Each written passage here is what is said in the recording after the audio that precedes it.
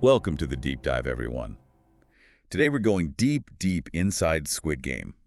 We're going to try to figure out, is it just a show? Hmm. Or is this thing reflecting something real? Ooh, that's a great question. Yeah. That's one that really makes us kind of look under the hood, go beyond just the surface of this like crazy popular series. I think we're going to touch upon its historical and cultural connections, especially to the economic realities of South Korea. And we can't skip over why it's hit such a nerve with audiences all over the world. You know what gets me? Squid Game. It's not like completely made up. It's not pure fiction. This creator, Hwang Dong-hyuk, he was actually inspired by some seriously dark times in South Korean history. You know what? His own life, too. His own struggles. Yeah, that personal touch, you can really feel it. So, okay, rewind back to 2009. Hwang Dong-hyuk, this guy was in debt, like serious debt. He actually had to sell his laptop just to get by. Wow. Now, layer that on top of South Korea's economic situation. At some points, think about this. Household debt in the country was more than its entire GDP. Can you imagine? All that pressure on people, it pushes them to do wild things, desperate So things. it's like Squid Game is basically acting out what a lot of South Koreans were already living through. Exactly, that desperation you see on screen, people literally risking it all just for a shot at being debt-free, that's real. And here's something else. Hwang Dong-hyuk tried for 10 years to get this made. Studios kept saying, nope, they called it too unrealistic. Too unrealistic, really. Seems ripped from the headlines to me, especially knowing what we know about how South Korea's economy works. So how come Netflix finally said yes in 2019? I think Netflix saw what those other studios were blind to. They recognized, right, that the show's themes, this whole wealth gap thing, people struggling, that's universal. It wasn't just a Korean story, it was global. It is global. Okay, that makes a lot of sense. So it's more than just a Korean story. But speaking of Korea, there are events, like real-life events that kind of match up with the show. The Sangyong motor strikes back in 2009, right? Over 2,600 workers lost their jobs. And they protested. They got hit hard by the government. That's right. And look closer, you see these parallels, right? Those workers fighting like hell for their jobs and the contestants in Squid Game just trying to make it to the next day. Both, right, trapped in this feeling of hopelessness, no options. It makes you wonder how far people will go when they're backed into a corner. It's heavy stuff. And you can't forget about South Korea's history.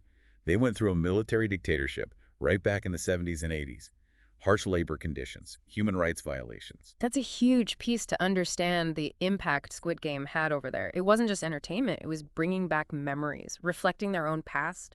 Oppression, exploitation, it hit deep for those who lived through it. Like the show's holding up a mirror, showing them where they've been and maybe where they still are. Wow. So even though it's set in Korea, it's tapping into something bigger, way bigger, global. And that takes us to those VIPs, those super rich elites. They're placing bets on human lives for fun. It's a system. It's like the show is saying, look, this is how it works. The wealthy, they benefit off the backs of those struggling. Squid Game forces us to look at capitalism's dark side. Who wins? Who loses? It's like they took reality TV and turned it into this, like, horrifying spectacle. Even the games themselves, the way players get eliminated. Mini version of the real world, huh? The weakest are the first to go, just like in a cutthroat job market. Who's left has to team up, make alliances, just like the power plays you see in big companies, Yeah. governments. And at the end of it all, the rich, they're still on top. Players are stuck. Impossible choices just to survive another day. Chilling, right? Makes you think. Is Squid Game all fiction? There's these rumors, about real-life death games going on underground, human trafficking rings doing the same thing. Makes you wonder, what if it's happening in ways we just don't see? It's a scary thought. And Squid Game, it exploded, right? It's Yeah. Netflix's most watched show ever. Why do you think it's resonated with so many people worldwide? It's the themes. Debt. Not feeling secure in your job. The wealth gap. It's getting bigger every day. These are things people relate to everywhere. Squid Game captured this feeling, right, that we're trapped in a system that's working against us. It doesn't matter where you live. It's more than entertainment. It's a statement. It's making us look at some hard truths about the world we built. It really is. And it leaves us with some big questions. Are we going to be like Gi-hun, the main character? He chooses to fight back against the system.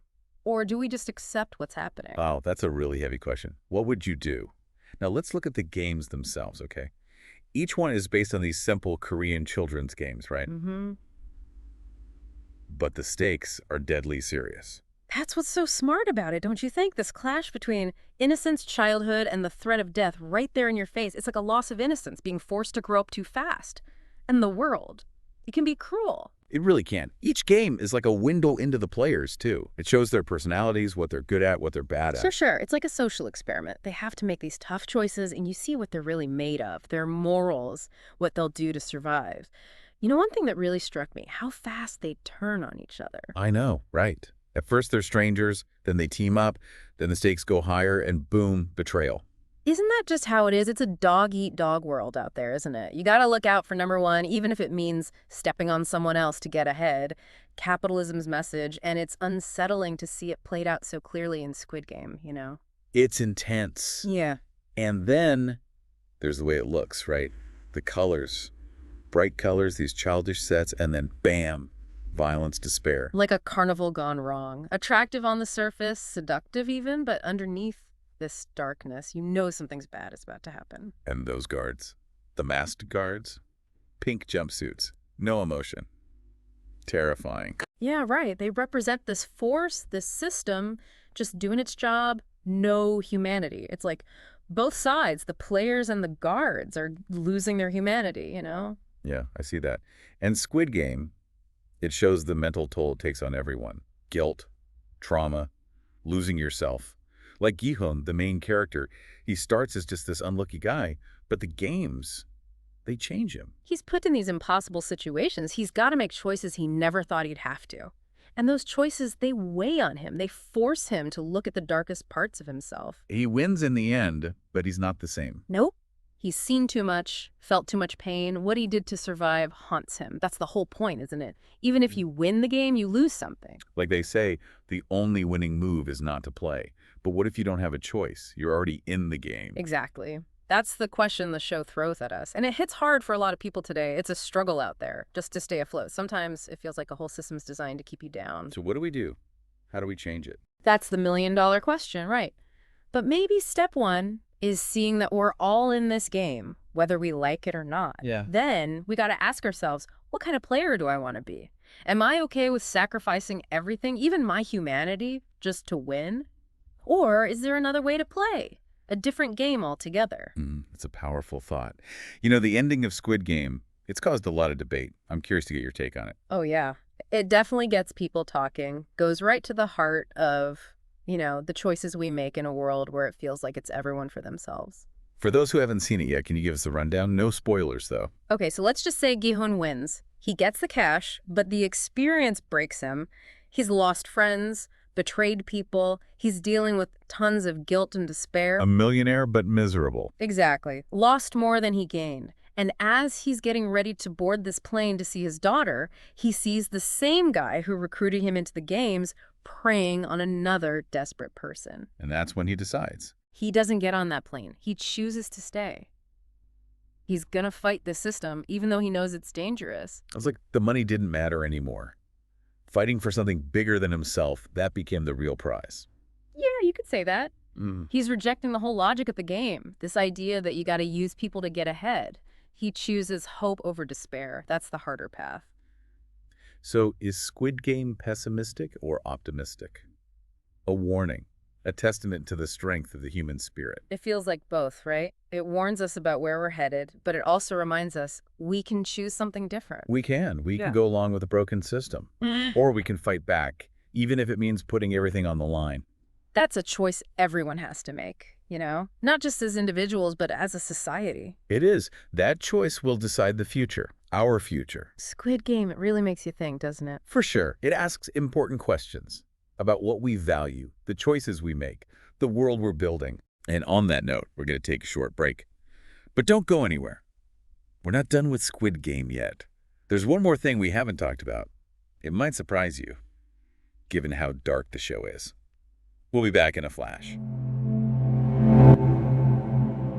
Welcome back. We're still in the Squid Game world. And before we hit pause, we were talking about how it's like this warning, you know, this system rigged against so many. But there are glimmers of hope, too, right? Oh, for sure. And I think that's where the humor comes in. It's surprising. Yes. Right. It's not a comedy, not at all.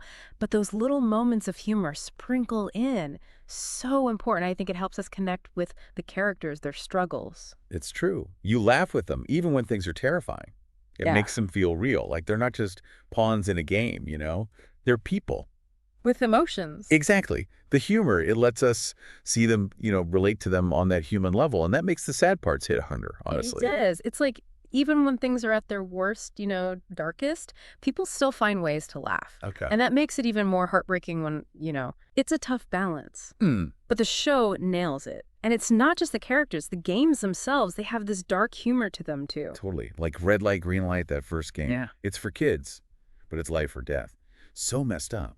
Scary, but also kind of funny. Like, look at how easily we can turn something innocent into a tool for control and violence. So what's the takeaway then? Why does Squid Game need both the laughs and the horror? Isn't that just like life, joy, sorrow, laughter, and tears? I think Squid Game, by showing that, by embracing that, it becomes more than just a warning. It's a testament to, like, the human spirit. That even in awful situations, we find a way. Exactly. There's hope there. A reminder, even when things are tough, there's still beauty, humor, and yeah, a new day will come.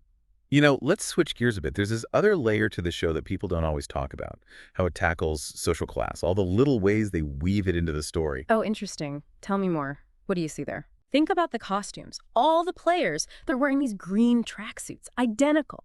It strips away their individuality, makes you focus on what they have in common, being trapped. Yeah, they're all on the same level, right? No Yeah. matter who they were before. Right. And then you have the guards, masked, pink jumpsuits, authority, control. The colors, green and pink. Such a contrast. It shows who's got the power, who doesn't. Exactly. It's not just colors, though. Think about the shapes. The players, always moving in circles, lines. Trapped, no control. That's a great point. Never thought about it like that. Then you got the VIPs, right? Those robes, all fancy. Wealth, freedom. It's like visually showing you how your social class, it dictates everything. Where you can go, your choices. In the game, sure, but also in society. And it's not just what they're wearing.